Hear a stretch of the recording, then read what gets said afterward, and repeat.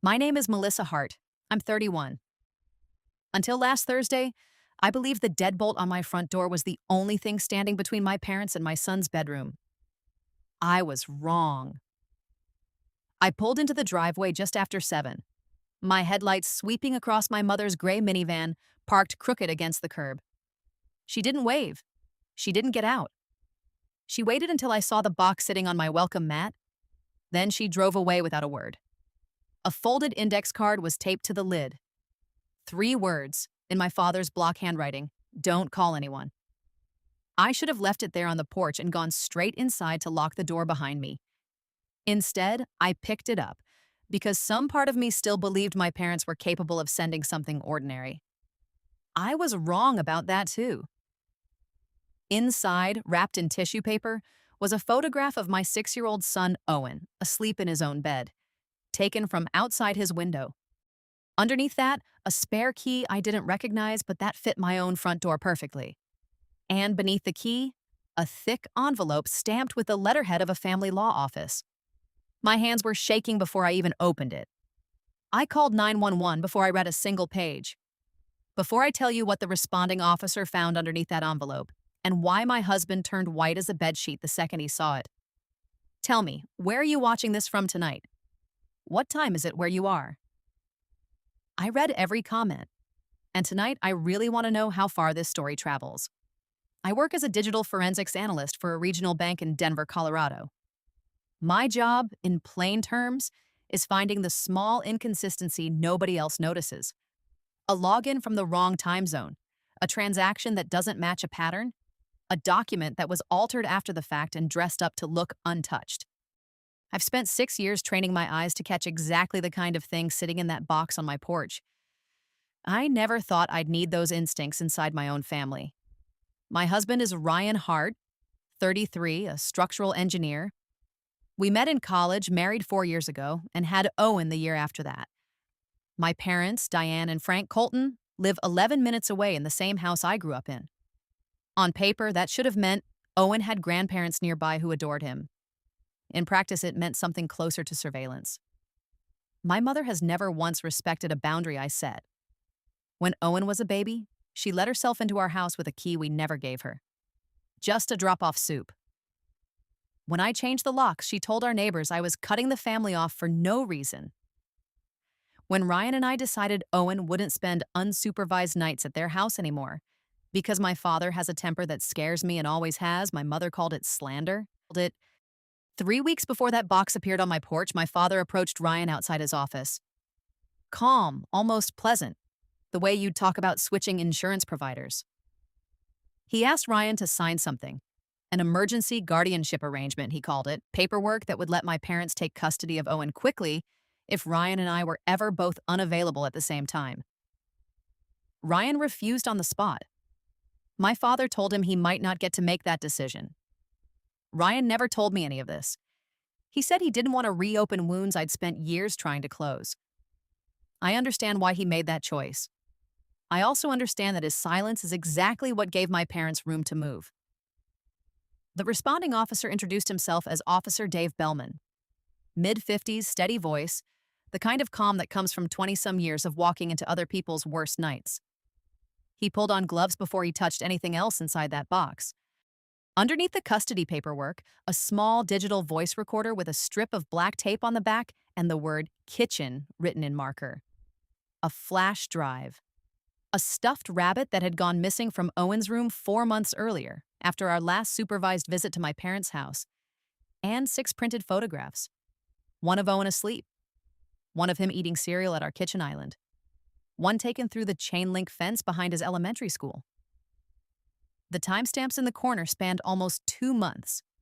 In the third photo, a reflection in the classroom window caught the edge of a man's face. Not my father's. Not my mother's. A stranger's. Bellman stopped treating the box like a family dispute the moment he saw that reflection. He radioed for a supervisor and asked whether my parents had ever had a key to our house. My stomach dropped because the answer was yes. My father had helped us install a new backdoor lock 18 months earlier, after a break-in 2 doors down rattled the whole street. We changed the front lock after we cut off unsupervised visits. We never touched the back one. Ryan didn't say anything. He didn't need to. We both understood exactly what that meant. Bellman asked permission to do a quick sweep of the house for anything obvious. Ryan and I said yes before he finished the sentence. They found a small camera fitted inside the smoke detector above our kitchen table, angled to catch the whole room. A second one tucked behind an air vent near the hallway outside Owen's door. Neither was connected to our Wi-Fi. Both stored footage locally on a memory card, which meant whoever placed them intended to come back and collect it in person. Bellman turned the kitchen recorder over in his gloved hand and read the label again. Kitchen, he said quietly. That labeling suggests there might be a living room or a bedroom somewhere too. Ryan went quiet for a second too long. Then he said the model looked familiar. 2 months earlier, he'd found an almost identical device wedged under the passenger seat of his car. He'd assumed a coworker had left it there during a work trip, and when he mentioned it, the coworker denied ever seeing it. Ryan had tossed it in a dumpster outside his office without thinking twice. Now he couldn't stop thinking about it. I remembered my mother showing up unannounced at Owen's school fundraiser 2 weeks earlier, hugging me tightly before I could step back, laughing about how silly our little disagreement was. At the time, I thought she wanted to embarrass me in front of the other parents. Now I wondered if my father had been in our house that same afternoon while she kept me occupied outside. Bellman warned us plainly. The custody paperwork alone didn't prove who wrote it, and family court documents can be drafted without ever being filed. But the hidden cameras, the duplicate key, and the surveillance photos together painted something far more serious than a family argument. Well, he asked if we had somewhere else to stay that night. We did. Ryan's sister lived across town. We packed one bag each while Owen was still at a friend's birthday dinner, and Ryan's sister picked him up without explaining why over the phone. Before we left, Bellman asked one more question. Did my parents know Ryan would be working late that specific evening? I said yes. My mother had called his office that morning, pretending to confirm dinner plans. Bellman looked at the box, then at the open front door. They may have expected you to open this alone, he said. That's when I finally understood the note taped to the lid.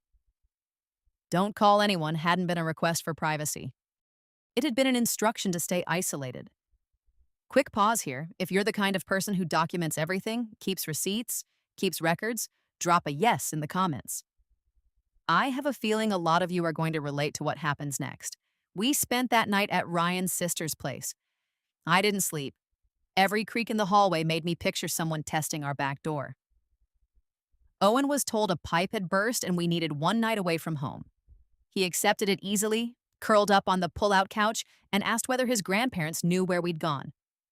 I told him no. The question sat heavy with me. It told me exactly how deep my mother had worked her way into his sense of normal. The next morning, Bellman called us back to the station. A second technician had finished processing the memory card from the hallway camera. It hadn't been installed recently. Metadata on the files traced back nearly 3 years. The earliest recording dated to the week Owen was born. That first recording was audio only. My mother's voice and mine from the hospital room days after I gave birth. I remembered the conversation. I never knew it had been recorded. She'd pressed me to sign a temporary medical authorization form while I was still exhausted from delivery. I refused.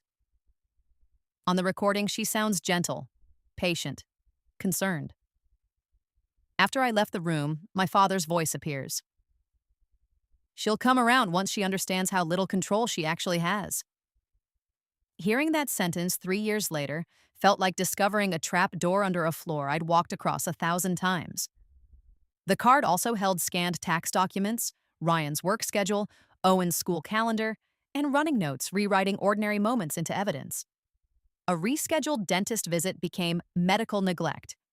A babysitter arriving 15 minutes late became child left unsupervised. A photo of me holding one glass of wine at a work holiday party was labeled, in my father's handwriting, possible substance issue. They hadn't been documenting danger. They'd been manufacturing a case. Bellman introduced us to Detective Priya Ortiz, who handled stalking and electronic surveillance cases for the department. She was careful, methodical, and refused to promise us an outcome before the evidence supported one. She also told us something that made my skin go cold. My father had already called the department himself that morning. He described the box as a family archive delivered during a disagreement and accused me of overreacting because of what he called long-standing emotional instability. He offered up the name of a retired police captain who could vouch for his character. He hadn't asked whether Owen was safe. He'd gone straight to controlling the story. That, more than anything else, told me exactly who I was dealing with. Detective Ortiz recommended immediate lock changes, a security alert at Owen's school, and a temporary protective order. Our attorney, a sharp, no-nonsense woman named Carla Boyd, reviewed the fake guardianship paperwork within the hour and noticed something the rest of us had missed. The therapist's license number on one attached letter belonged to a real practicing professional, but the name typed above it didn't match the state licensing registry. The notary stamp on a separate document was genuine too, except it had been reported stolen from an office 3 towns over almost 4 months earlier. Someone had built this case file out of pieces of real identities, betting no one would look closely enough to notice the seams. Carla drafted a formal cease and desist notice, ordering my parents to stop contacting us, stop approaching Owen's school, and stop using any of our personal information. I signed it the same afternoon. That evening, Detective Ortiz called with the first real break. A serial number pulled from the hallway camera traced back to a security equipment store 40 minutes outside Denver. The buyer paid in cash, but the store's own surveillance footage caught his face clearly on the way out. His name was Gary Voss, a private investigator whose license had been suspended 2 years earlier after a string of complaints involving illegal tracking devices. Phone records showed repeated contact between Voss and a number registered to my father's small home improvement business. Ortiz warned us not to celebrate yet. Contact alone wasn't proof of a conspiracy, and Voss could always claim he'd only been hired for lawful standard observation work. Then she added one more detail. Officers had gone to his last known address that afternoon and found the office completely cleared out overnight. There was something else buried in Voss's paperwork. A second surveillance log, 3 weeks long, tracking Ryan's daily commute down to the minute, not just our house.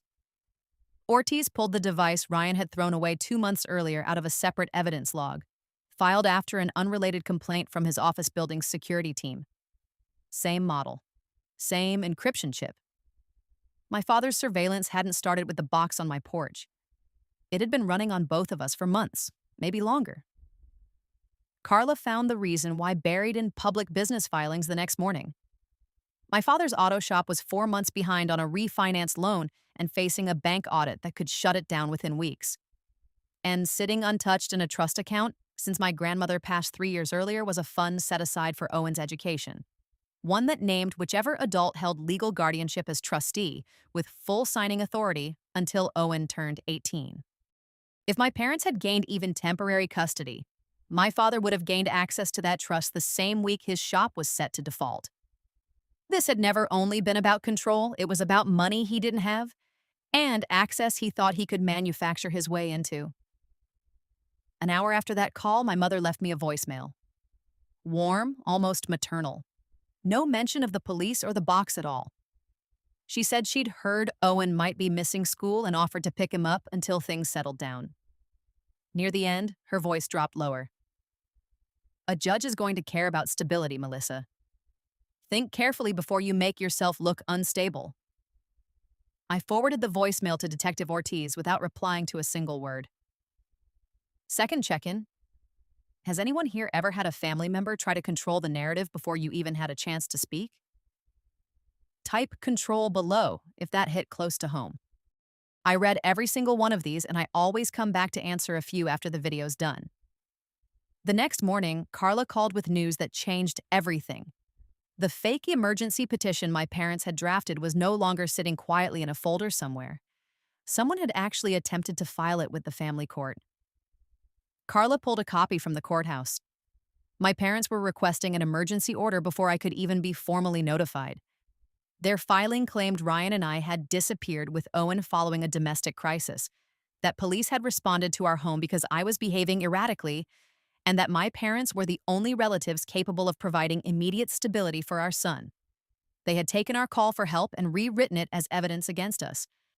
Attached to the petition, the forged therapist letter, a signature that looked like Ryan's but wasn't, tightly cropped photographs, and a sworn statement from Gary Voss describing himself only as a family safety consultant. The court scheduled an emergency hearing for the following afternoon. My parents arrived dressed like they were attending a charity luncheon. My mother wore pale blue and carried a leather folder against her chest like a shield. My father greeted two attorneys in the hallway with easy handshakes, nodding at a clerk who seemed to recognize him. When my father saw me, he didn't look ashamed. He looked disappointed, the same expression he used to give me over a report card grade he considered beneath our family's standard.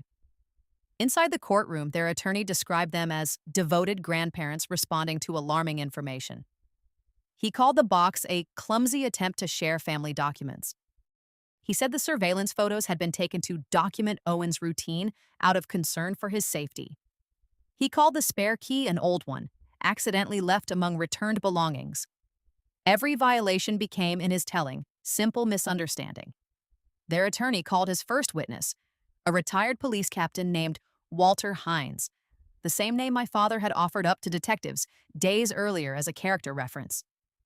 Hines testified that he'd known my father for over a decade and described him as a devoted grandfather who would never put a child at risk. Carla stood for cross-examination and asked one question. Had Mr. Hines received any payment from my father's business in the past 6 months? Hines hesitated a beat too long. Carla placed a printed bank transfer record on the table. $3,000 wired from my father's shop account to Hines 2 weeks before the hearing, labeled consulting fee. Under oath, Hines admitted he'd been paid to testify. The judge struck his entire statement from the record. My father's easy confidence from the hallway was gone. His attorney tried to recover, moving quickly to the photographs instead. Then Carla stood and placed the original, uncropped photographs beside the versions attached to the petition. The originals had wider frames and visible date stamps. One image my parents had labeled Owen wandering alone outside school showed Ryan standing only a few feet away, cropped completely out of the version filed with the court. Another labeled Melissa intoxicated at family gathering showed me at a birthday dinner, one glass of wine in hand, surrounded by 6 other adults holding identical glasses. The judge asked directly why the images had been altered before submission. My parents' attorney requested a moment to confer with his clients.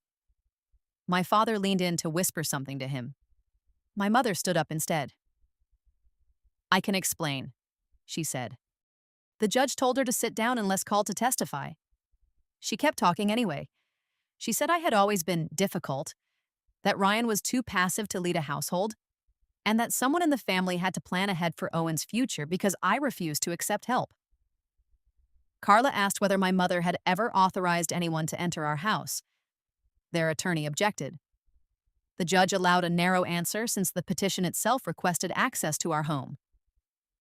My mother looked directly at me and said, "A mother does what's necessary when her daughter refuses help." It wasn't a full confession. It didn't need to be. It was enough to collapse every careful word her attorney had built in the previous 20 minutes. Then Carla turned to my father directly. She read aloud a text exchange pulled from Gary Voss's phone, sent 3 days before the box appeared on my porch. My father, writing to Voss, "Shop audit is in 5 weeks. Need this resolved before then." Voss's reply, "Trust transfers the day guardianship is granted. You'll have signing rights within 48 hours. My father's face went a color I had never once seen on him in 31 years. Oh, he didn't try to explain it. He just stared down at the table. Carla then played the voicemail, the one where my mother warned me that a judge is going to care about stability. Because my mother had sent it directly to my phone, there was no consent issue with the recording. The judge listened to it twice. After the second playback, he denied the emergency guardianship request outright, barred my parents from contacting Owen or approaching his school, and referred the forged documents to the court's fraud unit. He also ordered that no future filing from them could proceed without formal notice to us first. Outside the courtroom, my father finally lost his composure. He stepped close enough that a court officer moved between us. "You have no idea what you just started," he said. "People know us. They know exactly what kind of daughter you've always been." For most of my life, a sentence like that would have silenced me instantly. This time I answered without hesitating. "Then let them see the evidence." My mother told Ryan he was letting me ruin Owen's relationship with his grandparents. Ryan told her they'd ruined it themselves the moment they walked into our home uninvited. My father snapped back that no one could prove who had actually entered the house. Detective Ortiz, waiting near the elevators, answered from behind him. "We're working on that." My father turned, saw her badge, and for the first time all afternoon, something like real fear crossed his face. Search warrants were executed at my parents' house and at my father's business 2 days later. Detectives recovered copies of the house key invoices billed to Gary Voss, a stolen notary seal, more surveillance equipment, and several binders labeled by year going back to my own childhood. One binder tracked Ryan's job, our neighbors, Owen's teachers, and which extended family members might side with my parents versus with us. Another held drafts of anonymous complaints prepared but never sent to Owen's school, to Ryan's employer, and to child welfare services. A coordinated plan built over years. Isolate us, damage our credibility, present themselves as the responsible solution. Voss was located 2 days later at a motel outside Colorado Springs. Faced with the paper trail connecting him to the cameras and the photographs, he agreed to cooperate. He confirmed my father had paid him to surveil our home and plant the recording devices, and that my mother had provided our schedules and created the distraction at Owen's school fundraiser. My parents were arrested the following week. My father faced charges including residential burglary, stalking, conspiracy, forgery, and identity misuse. My mother faced stalking, conspiracy, and attempted fraud upon the court. Their attorney released a statement calling the arrests an unfortunate criminalization of a private family disagreement. That framing lasted less than a day before local reporters obtained the public court filing.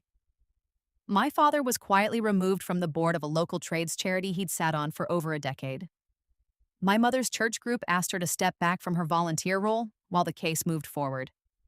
Old family friends who had accepted my parents' version of events for years started forwarding me old messages, questions about my schedule, my marriage, Owen's routine, that suddenly looked very different in hindsight. I didn't celebrate any of it. I was too busy absorbing the actual size of what they had built around us without me ever noticing. We filed a civil claim for invasion of privacy, trespass, and the cost of securing our home. New locks, new cameras of our own, new devices, new routines for Ryan at work. The expenses were significant. But for the first time in years, every step we took created distance instead of fear. 3 weeks after my mother's release on strict no-contact conditions, a small flower arrangement arrived at Ryan's sister's house. No sender name. The card read, "Families Forgive." Detective Ortiz traced the purchase to a prepaid card, and store footage showed my mother standing at the register. A clear, deliberate violation of the protective order. She was arrested again that same afternoon. As she was led out of the courthouse, she looked at me across the lobby and mouthed 4 words. "You did this to us." I finally understood the difference between guilt and responsibility. I hadn't done this to them. I had simply stopped preventing the consequences of what they'd already chosen to do. The criminal case took 8 months to fully resolve. My father changed attorneys twice, trying every available delay. My mother requested medical accommodations while still appearing at social events, telling people the charges were destroying her health. Their remaining supporters wrote letters describing them as generous, devoted people who had given their lives to family. The prosecutor answered with the surveillance equipment, the payment records to Voss, the forged documents, and my mother's own voicemail warning me about stability. Faced with that weight of evidence, both of my parents accepted plea agreements rather than go to trial. My father received a multi-year prison sentence, followed by supervised release. My mother received probation, mandatory treatment, and a long-term protective order permanently barring contact with our family. The court also ordered restitution covering our security costs and legal fees. My father's small business closed within the year. To cover legal costs and the settlement, my parents sold the house I grew up in. Owen only knows the parts appropriate for a 6-year-old. We told him his grandparents broke serious rules, that adults were handling it, and that none of it was his fault. He asked if they loved him. I told him I believe they felt something they called love, but that love without respect can turn into something closer to possession. He was quiet for a moment, then said he didn't want anyone taking pictures through his window ever again. A year later, our house doesn't feel like it's being watched anymore. The back door has a new lock. The old smoke detector has been replaced twice, even though there was never anything wrong with the second one. I just needed to stop looking at it every time I walked into the kitchen. Healing didn't arrive as one big moment. It showed up in ordinary things. Leaving my phone on the counter without checking it every 10 minutes. Watching Owen walk into school without scanning the parking lot first. Disagreeing with Ryan without hearing my father's voice in the back of my mind, predicting we'd fail.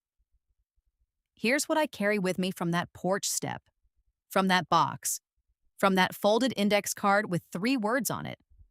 When people who claim to love you also insist that you stay quiet, ask yourself exactly whose story that silence is protecting. Document everything. Ask for help early. Build boundaries that actually have consequences attached to them. And never mistake being related to someone for being obligated to let them into your life. So tell me, would you have opened that box yourself? Or would you have called the police the second you saw it sitting there? Either way, trust the exact moment concern turns into control. That moment might be the beginning of your own freedom. Thank you for staying with me through this one. Everything in this story is shared for reflection and awareness. If it reminded you of your own life in any way, I hope it also reminds you that healing gets easier once you stop measuring your progress by whether someone else feels sorry, and start measuring it by how peaceful your life has become without them. If this story meant something to you, hit subscribe so you don't miss the next one. I'll see you there.